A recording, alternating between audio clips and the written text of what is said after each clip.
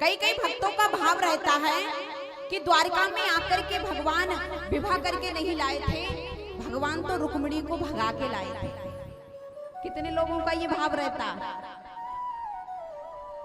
प्रश्न तो उठ ही रहा होगा कि भगवान ने रुक्मिणी को भगा के ले आए। अब जिनके मन में इस बात की संशय है तो ध्यान से सुनो। पहली बात तो रुक्मिणी जो है वो लक्ष्मी स्वरूपा है। जब समुद्र मंथन हुआ और 14 रत्न निकले, उन 14 रत्न में एक रत्न लक्ष्मी निकली। क्या निकली? लक्ष्मी। जो लक्ष्मी निकली थी वो नारायण भगवान को ब्याही गई। किनको? नारायण भगवान।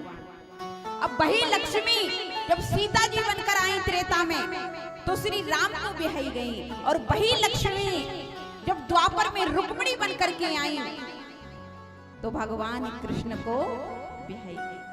तभी तो कहते हैं कि लक्ष्मी किसी को ब्याही नहीं, आदि अनादि। लक्ष्मी केवल और केवल नारायण की थी और है और रहेगी, चाहे वो भगा के ले जाएं, चाहे वो ब्याह के ले जाएं, चाहे वो कैसे ही ले जाएं। लक्ष्मी नारायण की है और नारायण की रहेंगी। एक बात।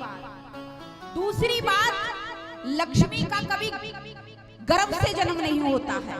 भगवान तो प्रकट होकर के आए अवतार लेके। जब राम बन के आए नारायण तो मैया कौशल्या के गर्भ से प्रकट हुए। जब वही राम कृष्ण बन करके आए तो देवकी मैया के गर्भ से प्रकट हुए। लेकिन लक्ष्मी कभी किसी के गर्भ से जन्म नहीं लेते। जब 14 रत्न हुए, 14 रत्न निकले तो समुद्र मंथन से, समुद्र से लक्ष्मी जी निकली थी। कहां से निकली? समुद्र से।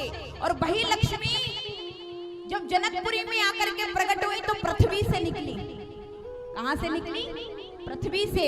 और वही लक्ष्मी जब द्वापर में आकर रुक्मिणी बनी तो कमल के पुष्प से प्रकट हुई और भीष्म पितामह को कमल के पुष्प से प्राप्त। इसलिए लक्ष्मी कभी किसी के गर्भ से जन्म नहीं लेती है और न लक्ष्मी कभी किसी को ब्याही गई। लक्ष्मी केवल और केवल नारायण की है, थी और रहेगी। इसलिए अपना संशय करना बंद करें।